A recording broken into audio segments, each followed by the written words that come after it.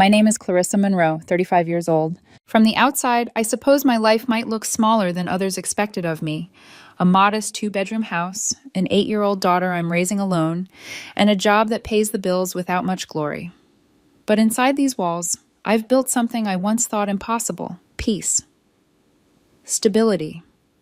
A place where my daughter Lily can laugh without being mocked, where she can create, draw, dream. Peace, though, is fragile when you're tied to a family like mine. Every year, I still take Lily to my mother's house for the big family gathering. I tell myself she should know her grandparents, her cousins, her aunt and uncle. I tell myself it's important for her to feel connected, even if those connections come wrapped in thorns. Deep down, I always sense I'm lying, not to her, but to myself. This year, the drive to my mother's suburban colonial took 45 minutes. Lily sang along to her favorite songs in the back seat, voice light and unburdened.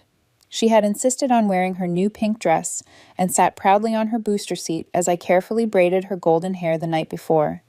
She had flipped through a magazine and begged me to copy a style, an intricate weave of plaits that took nearly an hour. She'd beamed at the result, twirling before the mirror. "Do you think Aunt Samantha will like it too?" she asked, her blue eyes hopeful. My hands had hesitated on the braid, memories tugging. Samantha accidentally spilling cranberry sauce on Lily's dress last Thanksgiving, gifting her cousins expensive gadgets while handing Lily a dollar store coloring book, always watching for my reaction. I forced a smile then, and I force one again now as I drive. "I'm sure everyone will think you look beautiful, sweetheart." The truth is, I've never trusted Samantha. She's 3 years younger, but from childhood, she managed to wield cruelty like a sharpened blade disguised as a joke. When I was 16, she slit holes in my prom dress. At 20, she spread rumors to destroy my first real relationship. At my wedding, she spilled wine across my gown with a smirk, and each time my mother brushed it aside. "You're overreacting. She's just playing around. You know she loves you." Love. That word has always sounded like poison when it came from my mother's lips. As Lily and I pull into the long driveway, balloons tied to the mailbox flap in the wind. A banner hangs across the door. "Family gathering. Welcome." I squeeze the steering wheel harder than I should. My stomach knots. "Grandpa," Lily squeals, spotting my father, Thomas, by the grill in the backyard. For all his passivity, he lights up when he sees her. He abandons his tongs to scoop her up, kissing her cheek. "There's my butterfly. Look at that hair. Your mom outdid herself." "It took a whole hour," Lily boasts, twirling. "Well worth it. You look like a princess." He gives me a side hug, smelling faintly of charcoal and aftershave. "Good to see you, Clarissa. Your mom's inside with the appetizers." Inside, the kitchen is buzzing. My mother, Margaret, still clings to the same bottle blonde hair she's had for 30 years. She turns when I enter, smile stretched thin. "There you are. I thought you weren't coming." "It's 12:15, Mom. You said noon," I answer, leaning to kiss her cheek. "Well, Samantha texted she's running late. Derek had a work call. Typical." She adjusts her floral apron. "Is Lily with you?" "She's with Zach and Abby. They're doing so well. Zach's advanced math program, Abby's regional gymnastics medal. Did Samantha tell you?" Her voice lifts, pride unmistakable. Not once does she ask about Lily's ballet recital or her perfect reading scores. I nod, familiar with this dance. "Clarissa, you look wonderful." Aunt Patricia appears, balancing a tray of lemonade. Her embrace is genuine, her smile warm. She kneels to Lily, who offers her a handmade beaded bracelet. Patricia slips it on immediately. Magnificent. I'll never take it off. For a while, the gathering feels almost normal. Cousins laugh outside, uncles debate politics, aunts swap recipes. Lily darts through the backyard with her cousins, cheeks flushed. I sip lemonade beside Patricia, watching her. "Remember," I tell Lily quietly when she runs past me, "if anyone makes you uncomfortable, come find me right away." "Okay, Mommy, but I'm sure it'll be fun," she chirps, chasing after Zach. I wish I could believe her. At 1:30, the door bursts open and Samantha arrives like a storm front. Blonde highlights, designer jeans, perfume clouding the air. She kisses the air near my cheek. "Love the dress. Is it new?" Innocent words laced with venom. "Good to see you too," I reply evenly. Her husband Derek trails behind, holding a bakery box, his eyes tired. "Where can I put this cake?" "Give it here," Mom interrupts, reverent, "from that French place downtown. Cost a fortune, but Samantha insisted. Patricia mutters under her breath, same old, and I almost laugh. Soon, Lily bursts through the back door, excitement radiating. Mom, Zach wants to show me his new game upstairs. Can I go? Before I can answer, Samantha drapes a hand over Zach's shoulder. Yes, let the kids play. Abby, take Lily with you. Her gaze lingers on Lily's braids, eyes narrowing, smile too tight. My, what elaborate hair. Someone's trying very hard to be the center of attention. Lily designed them herself, I say evenly. I'm sure she did. Samantha's voice is syrupy, but I feel the thorn beneath. I hesitate, torn between my instincts and the weight of relatives' eyes. I don't want to appear paranoid. Go ahead, honey. Have fun. Lily beams, rushing upstairs with her cousins. Samantha watches her disappear, an unreadable expression flickering across her face. The knot in my stomach tightens. Something about today feels wrong. The chatter downstairs swelled as Samantha slipped seamlessly into the center of attention. That was her natural habitat. She didn't just enter a room, she claimed it. Relatives circled around, asking about her kids, her latest projects, her clothes. Derek trailed behind, quieter than usual, sipping a beer in the corner. I stayed with Aunt Patricia near the buffet table. She kept her voice low. She looks more tense than usual, doesn't she? I followed her gaze. Samantha's smile was wide, but her eyes flickered nervously, darting from one face to another. She laughed too loudly at trivial remarks, tossing her hair like she was trying to prove something. She always looks like that to me, I muttered. Patricia shook her head. No, there's something different, like she's covering something. Before I could respond, my mother joined us, practically glowing. Isn't Samantha radiant? She's been so busy. Big opportunities ahead. Didn't she just get promoted? One of my cousins asked. I watched my mother's smile stiffen for half a second before she replied. Yes, of course. She's indispensable at that firm. They'd be lost without her. Patricia and I exchanged a glance.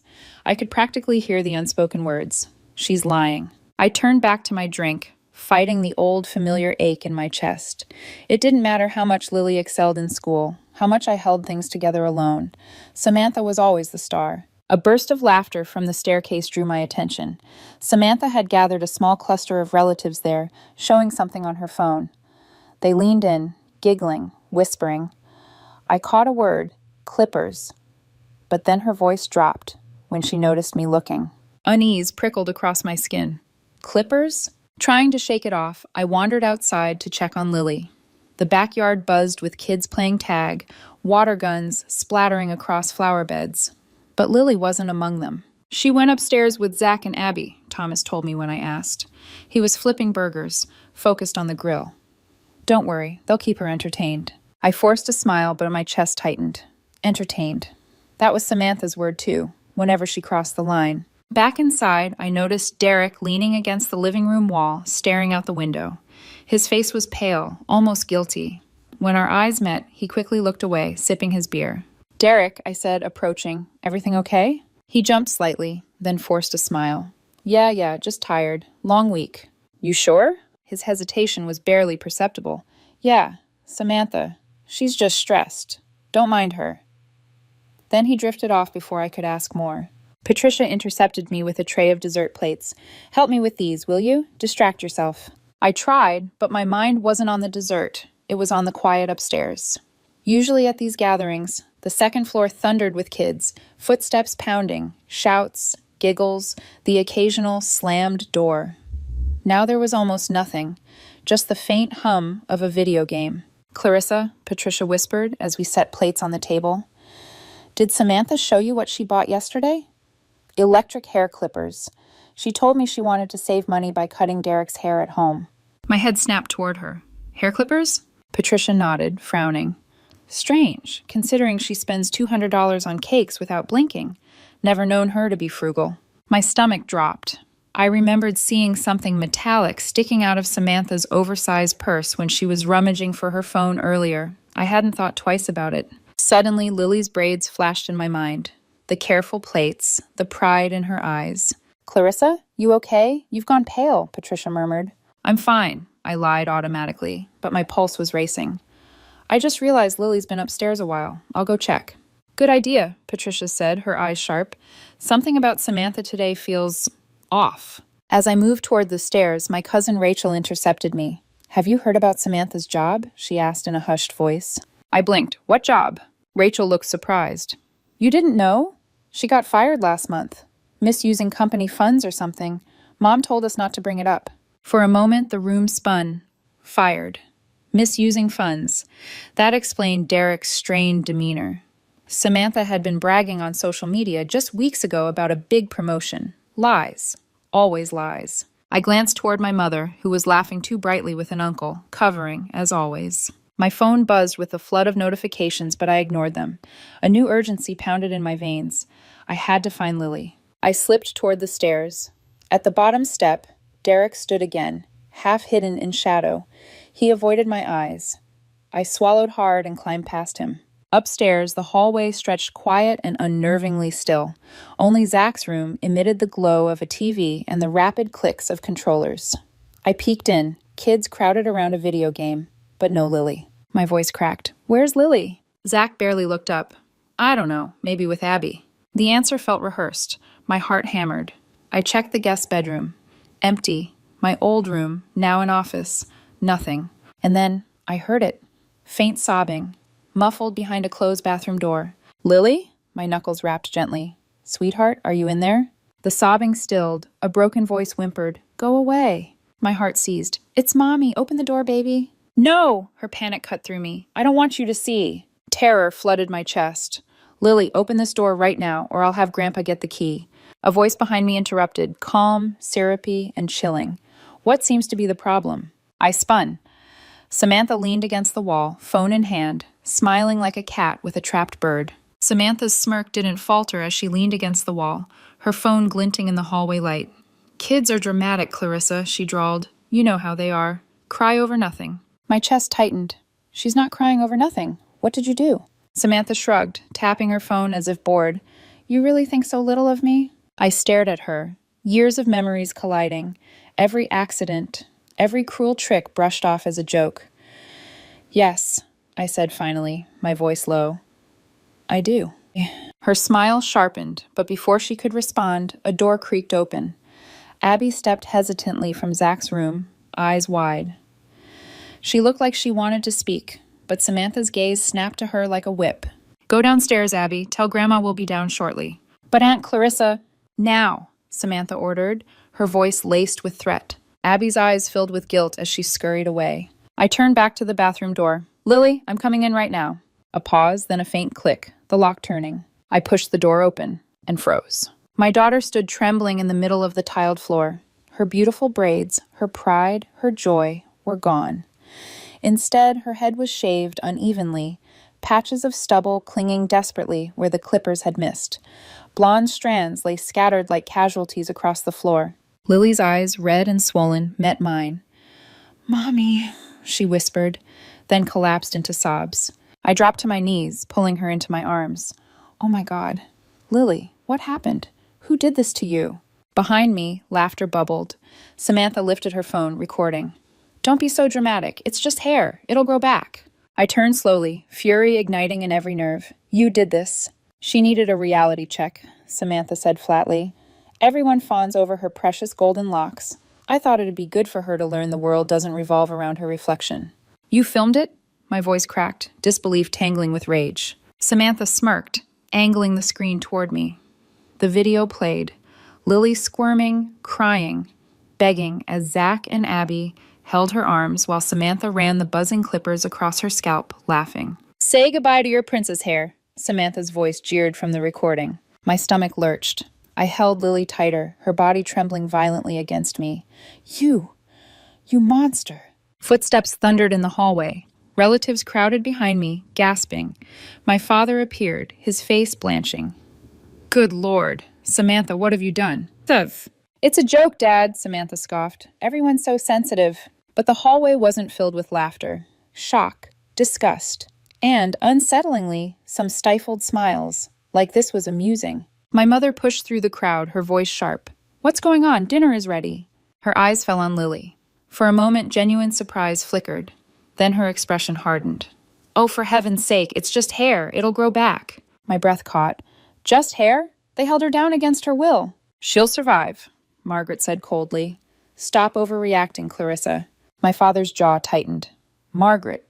But Samantha cut in, grinning. I've already posted it to the family chat. Everyone's laughing. Look at her face. Priceless. Lily whimpered, burying her face into my shoulder. I wrapped her in a towel from the rack, shielding her from their stares. Give me the phone, I said, stepping forward, my voice shaking with rage. Samantha lifted it high, out of reach. Not a chance. This is gold. Maybe it'll go viral. Spoiled princess gets a reality check. You think this is funny? I hissed. You assaulted a child. My child. Samantha's smile faltered, just for a second, but she quickly masked it with a sneer. You're always so righteous. Saint Clarissa, the perfect one. Maybe now people will finally stop worshiping your precious little girl. My chest constricted. That was it. I saw it clear as day. The envy in her eyes. The bitterness etched deep. This wasn't about Lily's hair. It was about years of jealousy, festering until she unleashed it on someone defenseless.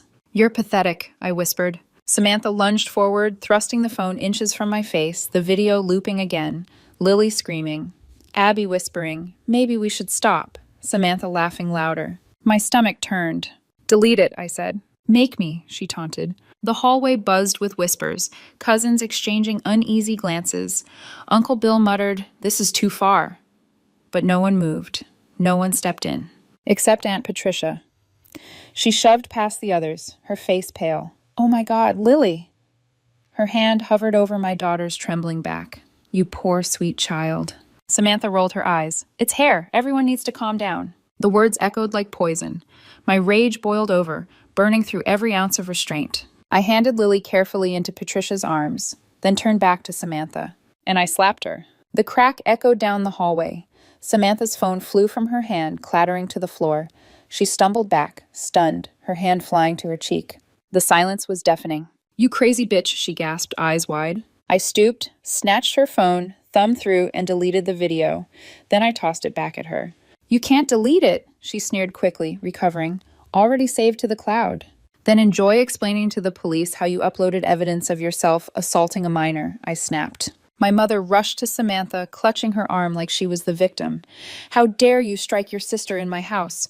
After everything we've done for you and that child... My blood ran cold. Everything you've done. You just defended her assault on your granddaughter. And then my mother's mask slipped. Her voice dropped venom. This is why no one wanted you bringing that bastard child into this family in the first place. The words sliced through the air. Gasps rippled down the hallway. My father's face went ashen. Margaret, enough. But it was too late. I froze, staring. What did you just call her? My mother's eyes widened slightly, realizing, but pride stiffened her spine. You heard me. Kevin had doubts. Everyone knows it. Why do you think he barely sees her? Lily's small body tensed in Patricia's arms. My heart shattered all over again. That is a lie, I said, my voice shaking.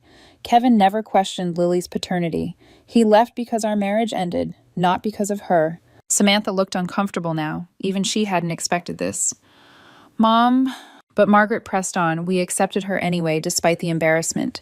And this is how you repay us. By attacking your sister? The world tilted. The people around us blurred.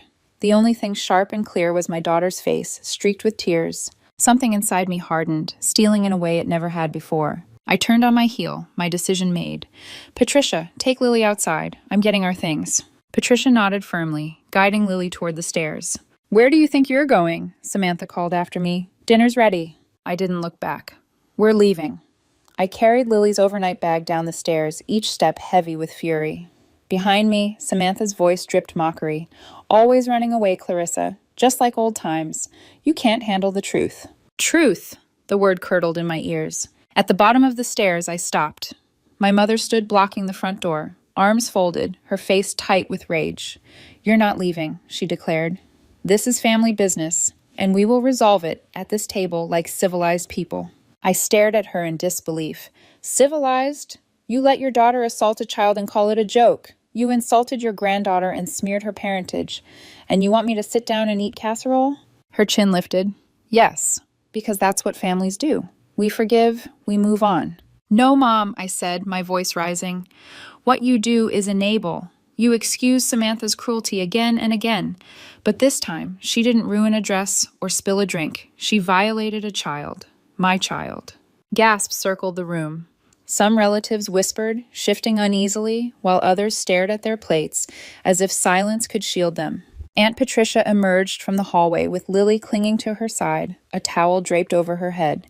My daughter's eyes were red, her lips trembling, but she lifted her chin bravely when she saw me. Samantha strolled down behind them, her cheek still flushed from my slap. She snatched her phone off the coffee table, smirking. Video's already got 30 likes in the group chat. Everyone thinks it's hilarious. That was the last straw. Give me the phone, I demanded, stepping forward. She dangled it in the air. What's wrong, Clarissa? Afraid people will see your precious angel isn't perfect? Afraid they'll realize she's not even...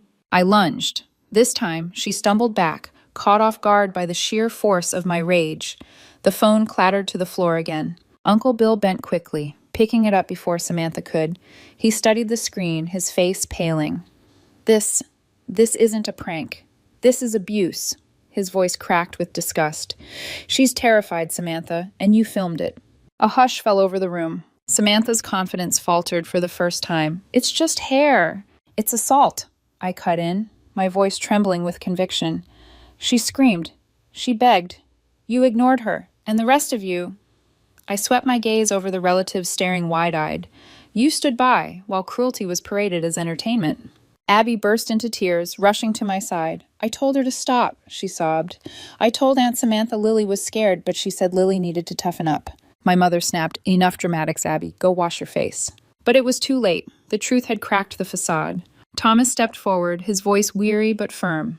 Margaret, she's right. This went too far. I can't defend it. My mother spun on him, her fury redirected. You never defend me, always taking their side. What kind of father are you? The room dissolved into chaos. Cousins muttered. Uncles shifted uncomfortably. Aunts tried to hush children now crying from the tension. Through it all, Lily clung to my waist, trembling. I knelt to her level, brushing her damp cheeks. We're going home, baby. Right now. You don't ever have to come back here if you don't want to. Her small voice broke me. I don't ever want to. I gathered her close, my resolve solidifying like steel. Samantha's voice rose above the din. You're not better than me, Clarissa. You've always played the saint, but you're no saint. You're pathetic, hiding behind your daughter because you've got nothing else. No husband, no career worth bragging about, no life. Just her. And when she's gone, you'll be empty.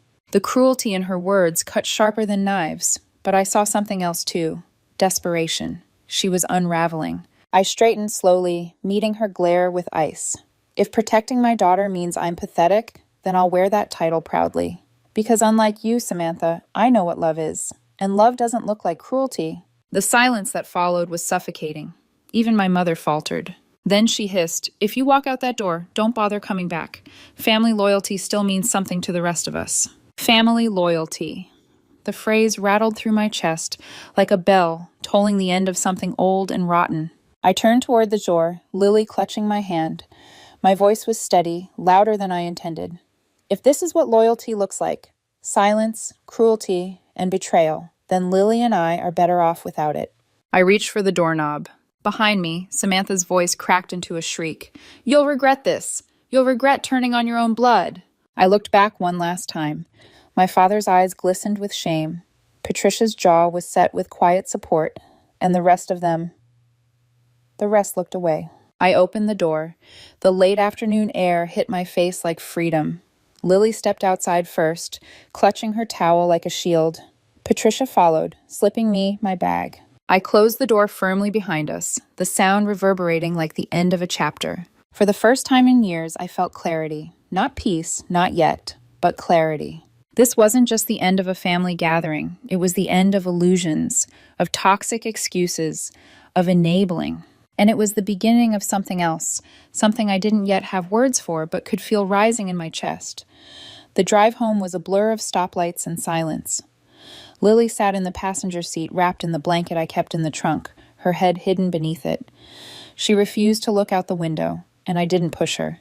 Every time we stopped, she whispered, "What if someone sees me?" My chest clenched. "You have nothing to be ashamed of," I told her softly, though I knew the wound wasn't skin deep. But I let her keep the blanket pulled tight. She needed armor, however fragile. By the time we reached our house, the sun was sinking low.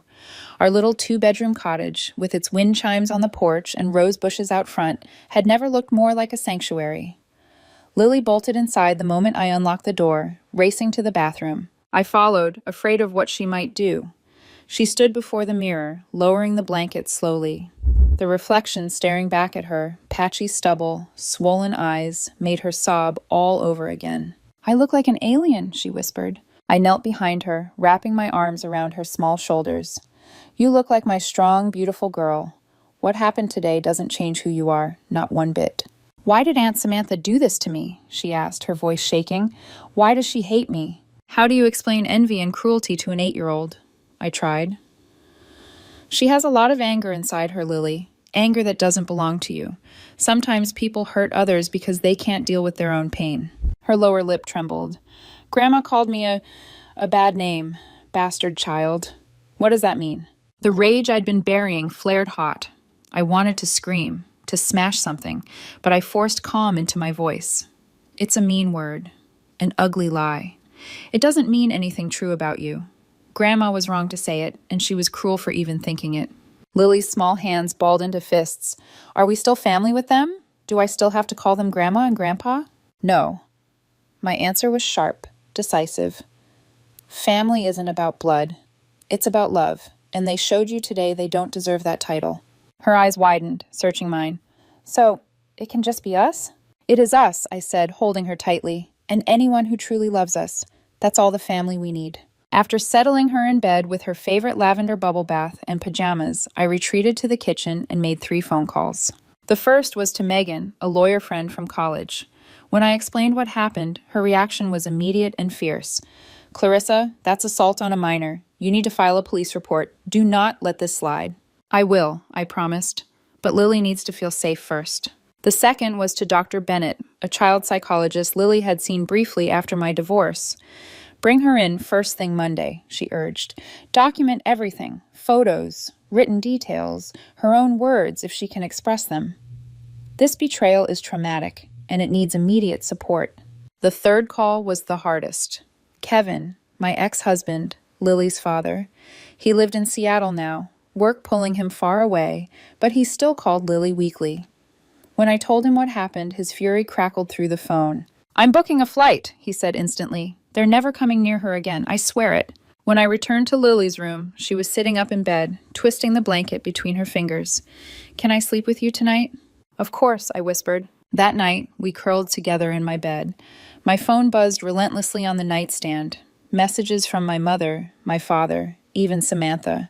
But I shut it off. Tonight belonged to Lily. "Mommy," she whispered in the dark. "Yes, baby? What about school? Everyone will laugh at me." The ache in her voice nearly broke me. I kissed the top of her head. "We'll figure it out. Maybe you'll wear scarves for a while, or maybe you'll decide to rock your new look and show everyone how brave you are. Whatever you choose, I'll be right beside you." "I'm not brave," she whispered. "I cried, I screamed, I wanted to run away." "That is brave," I said softly. "Being brave doesn't mean you're never scared. It means you keep going, even when you are. And you, Lily, are the bravest person I know." She finally drifted to sleep, her breath evening out, her small body pressed against mine. I lay awake, staring at the ceiling, fury and grief and determination all warring inside me. By morning, I had a plan. No more appeasing. No more tolerating cruelty for the sake of family. When the doorbell rang at 7:30 the next morning, I wasn't surprised. I slipped from Lily's side and padded to the door, already knowing who it would be. My parents stood on the porch. My father clutched a gift bag stuffed with tissue paper. My mother looked tired but calculating. "What do you want?" I asked coldly, not inviting them in. "We need to talk," Margaret said, her tone unusually soft. "Things got out of hand yesterday." "Out of hand," I repeated. "That's what you call it when your daughter assaults my child?" "Please, Clarissa," my father interjected, holding out the bag. "We brought something for Lily." Inside was a blonde wig, synthetic and shiny. My stomach turned. "You think this fixes anything?" I asked, voice low. "It's a start," my mother said quickly. "We feel terrible about what happened." I looked her in the eye. "Do you?" she faltered. "I was upset. I said things I didn't mean." "Like calling my daughter a bastard child? Like questioning her father?" My voice shook, but I forced the words out. "Those weren't slips of the tongue. Those were thoughts you've nurtured for years. Her eyes glistened, but pride forced her chin high. I was wrong, she said stiffly. I'm sorry. Under different circumstances, those words might have mattered, but I saw the manipulation behind them. Where's Samantha? I asked. My parents exchanged a glance. My father sighed. She's dealing with consequences. Someone at the gathering posted the video online. It's spreading fast. Her interviews were canceled. Companies won't touch her now. My mother's voice trembled. She's devastated. We came to ask if you could help. Make a statement. Say it was a misunderstanding. Save her career. I stared, stunned. You want me to protect the woman who assaulted my daughter? She's your sister, my mother pleaded. No, I said, each word cutting like glass. She's an abuser, and if you think I'll help her escape consequences, you're out of your mind. For the first time in years, I saw my mother falter, but she recovered quickly. Think of what this will do to our family. I am thinking of family, I said, my voice like steel. My daughter, the only family that matters. And I shut the door in their faces. The door clicked shut with a finality that reverberated through my chest. I leaned against it for a moment, palms flat, heart pounding. Through the wood, I heard my parents murmuring, voices tight and anxious. Then their footsteps retreated down the porch steps. When I turned, Lily was standing in the hallway in her pajamas, the blanket slipping from her shoulders. Her newly shaved head was bare in the soft morning light, her eyes wide and searching. Was that Grandma and Grandpa? She asked. Yes, I admitted, unwilling to lie. They brought you something, but I sent them away. Her gaze flicked to the unopened gift bag I'd left on the floor. What was it? A wig, I said quietly. Lily's small nose wrinkled. I don't want their presents. I just don't want to feel scared anymore. Her words cut through me like glass. I knelt, drawing her into my arms. You won't. Not ever again. I promise. For the first time since yesterday, she relaxed against me, her little body heavy with trust. And in that moment, I knew with certainty I couldn't waver. Not this time. Monday morning came with grim determination. Lily wore her favorite lavender scarf to cover her head as we drove to the police station. She held my hand tightly, her palm sweaty in mine. Inside, the officer on duty listened with quiet seriousness as I explained what happened. He asked Lily gentle questions, recording her small, trembling voice as she recounted how her cousins pinned her down, how Aunt Samantha buzzed her hair while she screamed. She said it was funny, Lily whispered, her eyes downcast. The officer's jaw tightened. That's not funny, that's assault. You did the right thing telling us. He photographed her head from every angle, noting the uneven patches, the reddened skin where the clippers had scraped too close. Lily winced under the camera's flash, but she stayed still, brave in her own fragile way. When it was over, she whispered to me, Will Aunt Samantha go to jail? I squeezed her hand. I don't know, sweetheart, but there will be consequences. She won't get away with it. From there, we drove to Dr. Bennett's office. Lily had been hesitant at first, clutching my sleeve, but the familiar warmth of the waiting room slowly eased her. Dr. Bennett greeted her with a soft smile. That scarf looks beautiful, Lily. It brings out your eyes. For the first time in days, Lily managed a small smile. She disappeared into the office with Dr. Bennett, leaving me in the waiting room, my hands twisting anxiously in my lap. When they emerged nearly an hour later, Dr. Bennett beckoned me in. Lily settled in the corner with coloring pages while we spoke. She's deeply traumatized, Dr. Bennett said gently but firmly, being physically restrained, having her autonomy violated, being mocked and filmed.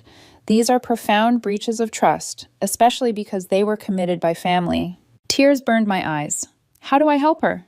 You're already helping, Dr. Bennett assured me. You removed her from the toxic environment. You're holding the perpetrators accountable. And you're here. Now she needs consistency, time, and reassurance that she is safe and loved. Weekly sessions will help her process this. I nodded, swallowing hard. Whatever it takes. Back home that afternoon, my phone buzzed nonstop. Messages, missed calls, even voicemails from relatives I hadn't spoken to in years. I ignored them all. Until Megan, my lawyer friend, called. I've been thinking about next steps, she said briskly. You filed the police report. Good. Now we need to file for a temporary restraining order against Samantha. That will legally bar her from contacting you or Lily. And my parents? I asked bitterly. Unless they make specific threats, we don't have grounds for legal action against them. But you have every right to cut contact. You're Lily's mother. You control who's in her life. Her words steadied me. For years, I'd let guilt tether me to my mother's demands. But guilt had no place here anymore. By Wednesday, Lily felt strong enough to return to school.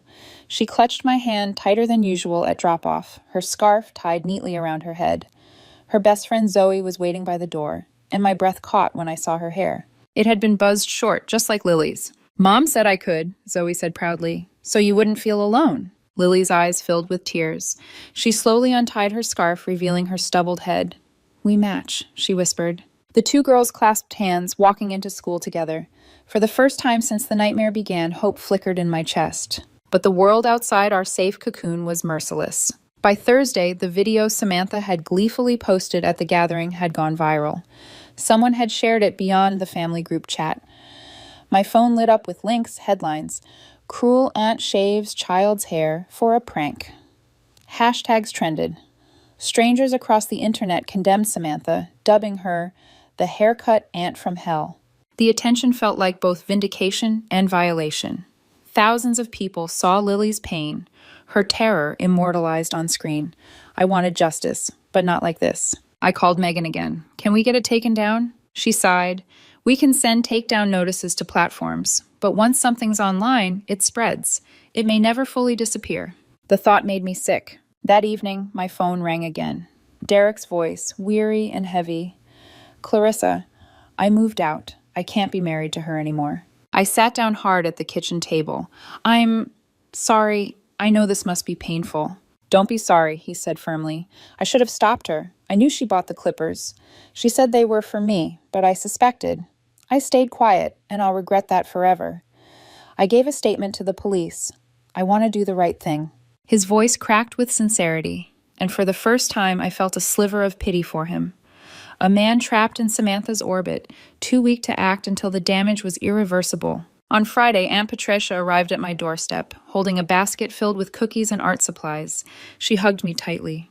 I should have done more that day. I should have stopped her. "You helped us leave," I reminded her. "That meant everything." "It wasn't enough," she said firmly, her eyes wet, "but it will be now. You and Lily will never face this alone again, I promise." Her support cracked something in me, a lifetime of isolation giving way to a fragile but real sense of belonging. For once, someone in the family was on our side. And on Saturday, Kevin arrived from Seattle. He hugged Lily first, whispering, "No one will ever hurt you again." He looked at me next, his eyes fierce. "We'll fight this together." For the first time in years, I felt the weight shift off my shoulders. We weren't alone anymore. By Sunday morning, I realized just how far the ripples of Samantha's cruelty had spread. My phone buzzed nonstop with numbers I didn't recognize, voicemails piling up faster than I could delete them. Most were reporters, some were strangers, offering words of support for Lily, and a few were trolls, sneering that I was exploiting my child's trauma for attention. I turned the phone off. Enough. Inside our little house, I tried to create a bubble of normalcy. Kevin sat at the kitchen table helping Lily with her drawing, laughing as she sketched cartoon animals with oversized heads. She had wrapped a scarf around her hair again, but she seemed lighter, safer with her dad here. I leaned against the doorway, watching them. For the first time in days, I felt a flicker of peace. That peace lasted until a knock rattled the front door. When I opened it, 2 uniformed officers stood on the porch. My heart dropped, but their faces were calm. "Ms. Monroe, we're here regarding your report," one said. "We've reviewed the evidence, the video and witness statements. We're proceeding with charges against Samantha Green for assault of a minor." I nodded, swallowing hard. Hearing it phrased so plainly, so officially, made it feel both surreal and vindicating. "Will she be arrested?" I asked. "Likely summoned to court first," the officer explained. "Given the viral nature of the video, the DA is motivated to move quickly." After they left, I sagged against the doorframe. It was happening. Real consequences. Kevin stepped up behind me, placing a hand on my shoulder. "See? She's not untouchable anymore." I nodded, but a tremor ran through me. Justice was one thing. Healing was another. Monday brought another challenge. School. The principal and counselor had already scheduled a meeting with me before Lily returned. Sitting in the small office, they listened intently as I explained everything. Their horror was genuine. "We'll support her in every way," the counselor promised. "We'll speak to her classmates about respecting differences without singling her out. And if there's any teasing, we'll deal with it immediately." Their reassurance calmed me, but I still dreaded the first day back. When the morning came, Lily clutched my hand all the way to her classroom. She wore her lavender scarf again, but her grip told me she feared what was under it being exposed. Then Zoe appeared at the door. My breath caught. The little girl had shaved her head completely, a wide smile lighting her face. "Do we match now?" Zoe asked proudly. Lily gasped, tears brimming. She slowly pulled off her scarf. "We match," she whispered. The two clasped hands and walked into class together, heads held high. I pressed a hand to my chest, overwhelmed with gratitude for the kindness of a child. Sometimes courage came in the smallest packages. But the outside world wasn't done with us. That afternoon, a call came from an unfamiliar number. Against my better judgment, I answered. "Is this Clarissa Monroe?" a woman asked. "Yes." "This is Rachel Gonzalez, reporter with the Daily Chronicle. I wanted to ask about the incident involving your daughter and sister. It's all over social media. Do you have a statement?" "No comment," I said quickly. "And please respect my daughter's privacy. She's a minor." "I understand," Rachel replied. "But I should tell you, public interest is intense. The video has over 75,000 views. People are calling your sister the haircut aunt from hell. If you don't speak, others will tell the story for you." I hung up, my stomach twisting. The last thing Lily needed was her pain turned into a circus. Kevin found me pacing the kitchen. "Reporters?" I nodded. He rubbed his face. "We'll need to be careful. This isn't just family drama anymore. It's public." That evening, another surprise came. Derek called. "I wanted you to hear it from me," he said, voice raw. "I filed for separation. I can't stay married to her." I sank onto the couch. "Derek, I don't know what to say." "Don't say anything," he cut in. "I enabled her for too long.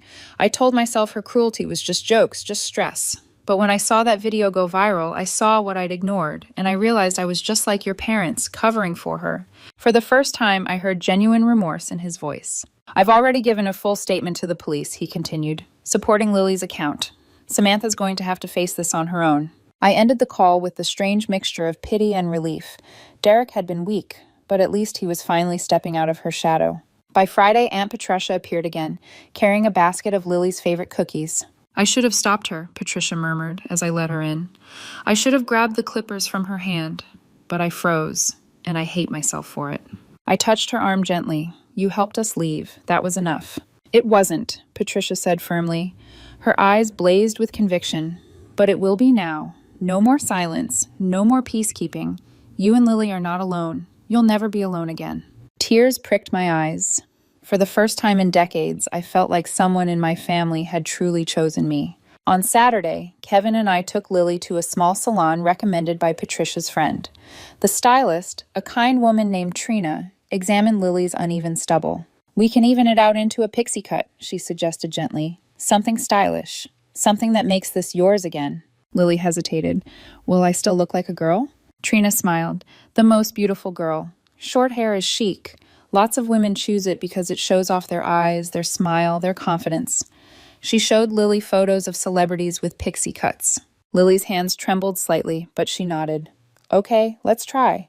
I held my breath as the clippers hummed again, this time in careful, loving hands. Within minutes, Lily's reflection shifted from victim to something else entirely. Strong, bold, her blue eyes sparkled in the mirror. "It feels nice," she said softly, running a hand across her scalp. "Like I can start over." Kevin kissed her forehead. "It's perfect for summer. And you look like a warrior." Lily giggled for the first time in days. And for that moment, I knew. We were building something new out of the wreckage. But that night, just as I was tucking Lily into bed, the phone rang again. It was my father. His voice was low, weary. "Clarissa, I need to talk to you. Not about Samantha. About me." I froze. "What about you?" There was a pause, then words I never expected. "I've been a coward. I let your mother's favoritism rule our home. I let Samantha bully you. And now I let them hurt Lily. I told myself I was keeping the peace, but I was just afraid. Afraid of your mother. Afraid of conflict. I failed you. And I failed Lily." For a moment, I couldn't breathe. My father, the silent man in the corner of every fight, was finally admitting the truth. "We're in counseling," he continued, "your mother and I. Together, separately. I don't know if it will change anything, but I had to tell you I'm sorry for everything." His voice cracked. "I don't expect forgiveness, but I want you to know I see it now, all of it." When the call ended, I sat on the edge of Lily's bed, staring at her peaceful, sleeping face. The world around us was still chaos, court dates looming, reporters circling, Samantha unraveling. But something inside me shifted. For the first time, my father had chosen truth. It wasn't redemption, not yet, but maybe, just maybe, it was a beginning. The days that followed blurred into a strange mixture of exhaustion and resolve.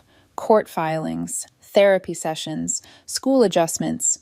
It was a rhythm I hadn't expected to learn, but I clung to it like a lifeline. Lily grew braver with each passing week. She wore colorful scarves at first, but soon she began experimenting with her new pixie cut. One morning, she slid a sparkly barrette into the side of her hair and twirled in front of the mirror. "What do you think, Mom?" she asked, eyes wide. I smiled, choking back tears. "I think you look unstoppable." And in that small, fragile moment, I believed it. The legal process moved quickly, accelerated by the viral storm Samantha had created. The district attorney charged her with assault on a minor. I had to sit in the courtroom with Lily beside me, her tiny hand clasped in mine, as Samantha entered wearing a tailored suit and a mask of indifference. But her eyes darted nervously across the room, searching for sympathy she didn't find. Her lawyer pushed for a plea bargain. In the end, she avoided jail time, but was sentenced to community service, mandatory counseling, and a restraining order that barred her from contacting Lily or me. When the judge announced it, Samantha's mouth twisted. She shot me a glare across the courtroom, as if I'd stolen something from her. But I didn't flinch. For the first time in our lives, the balance of power wasn't in her favor. Afterward, Kevin squeezed my shoulder. "You did it. You protected her." I shook my head. "We did it. Together." Outside the courthouse, reporters swarmed. Microphones thrust toward my face. Cameras flashing. "Clarissa, do you forgive your sister? Do you believe family should reconcile?" I tightened my grip on Lily's hand. "My only responsibility is to my daughter's safety and healing, that's all I'll say." We pushed through this crowd, but the words hung heavy in the air. Forgiveness. Reconciliation. Words people loved to throw around when they weren't the ones bleeding. At home, healing took a different shape. Aunt Patricia became a constant presence, bringing casseroles, helping with school pickups, sitting at our kitchen table late into the evening with mugs of tea. She told Lily stories about me as a child, stories uncolored by my mother's bias, filled with warmth and pride. "Your mom once organized a talent show in the neighborhood," Patricia laughed one night. "She sang her heart out even when Samantha tried to sabotage her with a prank microphone." Lily's eyes widened. "Mom, you sang?" I blushed. "Not very well." Lily giggled. "I wish I'd seen that." Moments like these stitched new threads into our lives, stronger than the ones we'd cut loose. Kevin also stepped up in ways I hadn't expected. He arranged his work schedule to visit more often, and when he couldn't, he called daily. Not just quick check-ins, long, patient conversations about Lily's drawings, her favorite books, her feelings. One evening, after Lily had gone to bed, Kevin lingered at the table. "I know I wasn't always present," he admitted. "I thought as long as I sent money and called, it was enough. But seeing what she went through, I can't stand the thought of her ever feeling abandoned." I studied him, the man I once loved but had grown apart from. "She needs both of us. Not perfect, but consistent." He nodded, determination in his eyes. "Then that's what she'll have." Meanwhile, my father called once a week. He never excused, never begged for forgiveness. He simply showed up, bringing flowers, listening more than speaking, sitting with Lily as she showed him her art. He respected every boundary, and slowly, cautiously, I allowed him in. Margaret, however, remained entrenched. Her texts dripped with martyrdom. "It hurts so much to be cut off. Families should forgive. I'm the real victim here." I stopped replying. Dr. Monroe, my therapist, called it classic narcissistic projection. I called it poison. The greatest change, though, was in Lily herself. 2 months after the incident, she asked to give a presentation to her class. With her teacher's support, she spoke about bullying, resilience, and the right to say no, even to family. "Just because someone is related to you," she told her classmates, her voice steady, "doesn't mean they have the right to hurt you. And if they do, it's not tattling to tell. It's protecting yourself." I sat in the back of the classroom, tears streaming down my face as my daughter turned pain into strength. She was only 8, but her words carried more wisdom than most adults I knew. Summer arrived, bringing warmth and a sense of renewal.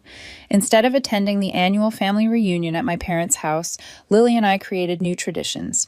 Weekend trips to the lake, backyard movie nights under string lights, volunteering at the local animal shelter. Family is who treats you with love, Lily said one evening as we fed the dogs at the shelter, not who shares your blood. I kissed her forehead. Exactly right. On the night before Lily's 9th birthday, we sat together on the porch, writing invitations. She listed her school friends, Aunt Patricia, Kevin, even a few supportive cousins who had reached out quietly after everything exploded. She paused, chewing her pencil. Mom, do you think people can really change? The question caught me off guard. Sometimes, I said carefully, if they want to, if they're willing to do the hard work. Why do you ask? She looked down at her nearly grown-in pixie cut. I was wondering about Grandma and Aunt Samantha. Do you think they'll ever change? My throat tightened. Despite everything, despite the cruelty and betrayal, my daughter still wondered, still hoped. I don't know, I admitted honestly. Your aunt is in therapy now, which is a start. But real change takes time. Like Grandpa, he's trying, and that's worth something. Lily nodded thoughtfully. I'm not ready to see them, but maybe someday, if they really change. Her words startled me with their maturity. That's very wise, sweetheart, I said softly. And remember, you don't owe forgiveness to anyone who hasn't earned it. Dr. Bennett says forgiveness is for yourself, not the other person, Lily replied, but you still need boundaries. I smiled, pride swelling in my chest. Dr. Bennett is very smart.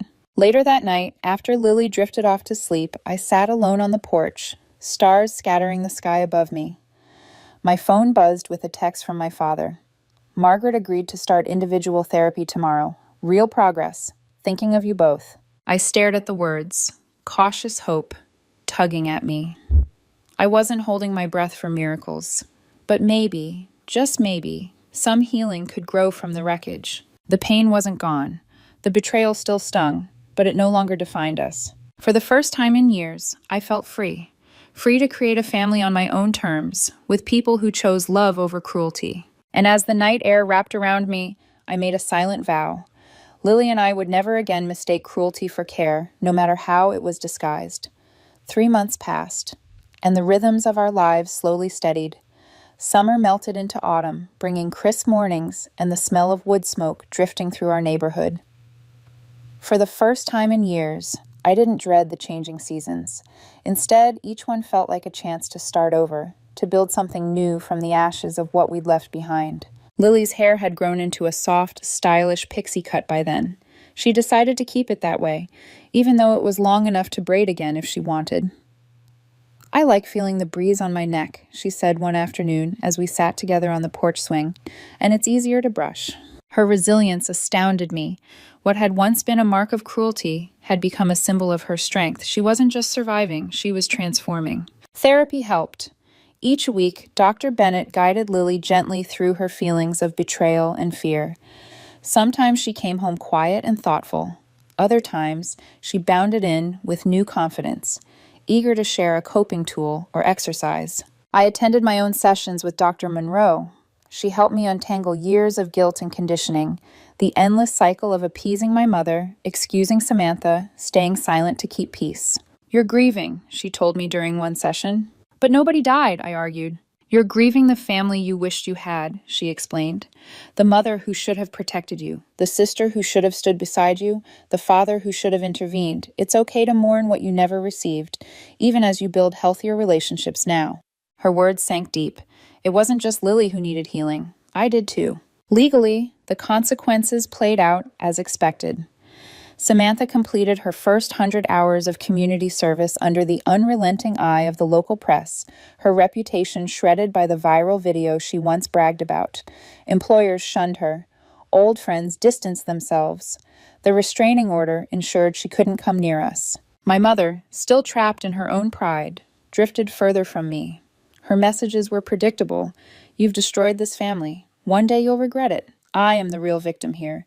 Your daughter will turn against you too. I no longer replied. Each silence was its own act of freedom. My father, however, surprised me. Week after week, he visited, alone. He brought flowers for me, sketchbooks for Lily. He listened without defending, admitted without excusing.